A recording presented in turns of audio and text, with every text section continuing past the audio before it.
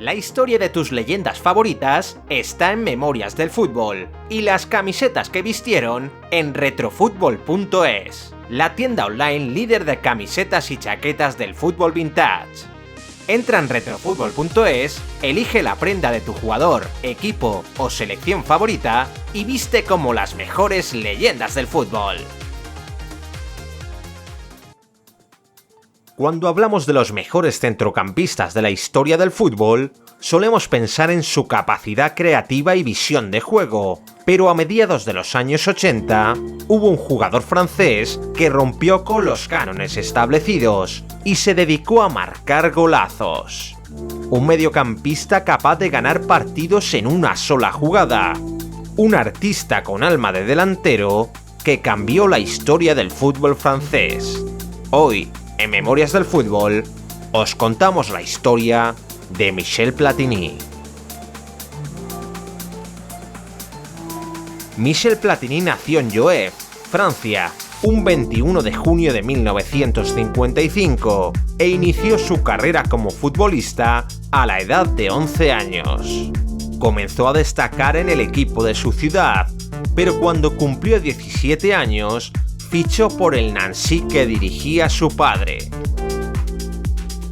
Debutó profesionalmente cuando tenía 18 y un año después sufrió una grave lesión en la rodilla izquierda que le apartó varios meses de los terrenos de juego. Platini regresó y retornó con el Nancy ya en segunda división, pero tras marcar 17 goles, fue el principal responsable de su regreso a la élite. Ya en primera, Platini se consolidó como uno de los mejores jóvenes del campeonato y en solo 4 temporadas en la máxima categoría, se reivindicó con 77 goles en 124 partidos. Su mayor éxito con el Nancy se produjo en 1978, cuando ganó la Copa de Francia, marcando el gol de la victoria ante el Niza. Durante aquella etapa, ya era un fijo en la selección francesa, con la que debutó en 1976 y jugó su primera Copa del Mundo en Argentina 1978. Allí anotaría su primer gol en un mundial frente a los anfitriones, aunque su selección no pudo pasar de la primera fase. Platini comenzó a llamar la atención de los grandes clubes europeos y tras acabar su contrato con el Nancy, firmó en 1979 por el mejor equipo de su país. En el Saint-Étienne, Michel siguió creciendo como futbolista y se consolidó como una gran estrella. Con Les Verts marcó 82 goles en 145 partidos, ganó la Liga de 1981 y se despidió un año más tarde, marcando 2 goles en una amarga final de Copa que perdió frente al Paris Saint-Germain. Ese fue su último gran partido con el Saint-Étienne antes de fichar por la Juventus, que lo ató antes de que destacase con Francia en el Mundial de España 82. El 10 completó un excelente torneo, marcando 2 goles y guiando a Francia hasta semifinales, y a su llegada a Italia dejó claro que su fichaje había sido un acierto. Nada más llegar a la Vecchia Signora, demostró su visión de juego y sobre todo su capacidad goleadora.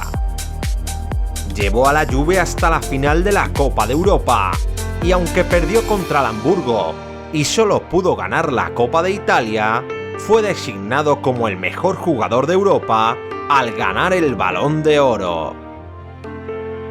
En la 83-84 ganó el Scudetto y la Recopa de Europa, siendo el máximo goleador del calcio y culminando un año brillante con su selección en la Eurocopa de Francia. En su retorno a su país, el príncipe cuajó un torneo colosal, marcando el gol de la victoria ante Dinamarca y encadenando 2 tripletes consecutivos frente a Bélgica y Yugoslavia. En semifinales decidió el partido en la prórroga marcando el 3-2 a Portugal y en la gran final ante España abrió el marcador con la colaboración de Arconada. Francia ganaba la Eurocopa en casa y Platini, como capitán, se consagraba como el mejor jugador de Europa tras marcar 9 goles en 5 partidos y levantar el primer título internacional para su país. El príncipe se había convertido en Leroy y, como el rey del fútbol europeo, ganó su segundo Balón de Oro y consiguió llevar a la Juventus hasta la final de la Copa de Europa frente al Liverpool. Aquella final de 1985 en Bruselas se vio manchada por los incidentes previos que provocaron la famosa y trágica tragedia de Heysel. 39 personas murieron aplastadas y pisoteadas, y tras 90 minutos de angustia, el partido se celebró en medio de un ambiente trágico.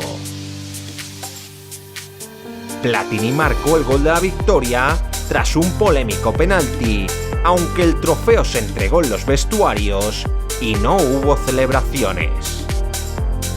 La Juventus hacía historia ganando su primera Copa de Europa y siendo el primer club europeo en levantar los 3 trofeos de la UEFA. La Juventus y Platini se confirmaron como los mejores del mundo tras ganar la Copa Intercontinental ante Argentinos Juniors, y el rey francés lograba un hito inédito al ganar su tercer Balón de Oro consecutivo. Con la llegada de Diego Armando Maradona a Nápoles, la rivalidad de Platini con el argentino elevó a la liga italiana como la NBA del fútbol. El argentino maravillaba en el sur y el crack galo enamoraba en el norte, protagonizando un duelo de genialidades, goles y asistencias que alimentaban el debate sobre quién era el mejor del mundo. A pesar de ser centrocampista, Platini logró ser el máximo goleador del calcio durante 3 temporadas seguidas y afrontó el verano de 1986 con ganas de jugar su último mundial. La estrella francesa llegó tocado a México 86, pero su tendinitis no evitó que marcase un gol ante Italia y otro ante Brasil para llevar a Francia hasta semifinales. Solo Alemania pudo alejar a Francia de la final, mientras que Platini disputaba su último gran torneo con la selección francesa para completar una trayectoria intachable.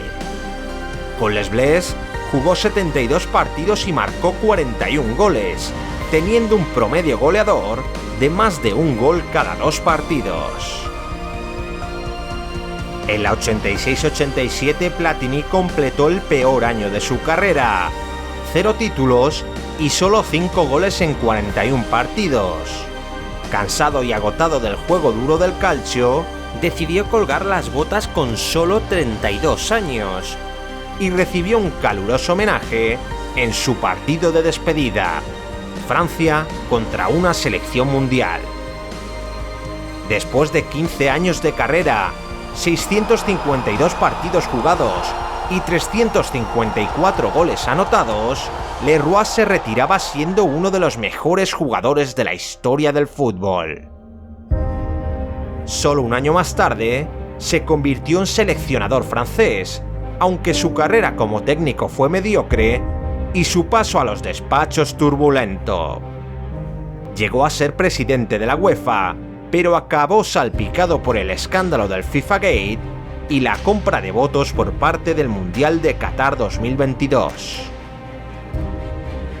Sea como fuere, siempre recordaremos su etapa como futbolista, en la que Europa se rindió a un mago del balón que puso a Francia en el mapa del fútbol y encandiló a Italia con su juego. Su técnica era exquisita y sus disparos a portería letales. Sentó cátedra como uno de los mejores lanzadores de tiro libre y cada vez que había que resolver un partido, anotaba el tanto decisivo. Con respeto de Zidane, en Francia siguen viendo a Platini como el rey, el mejor jugador galo de toda la historia.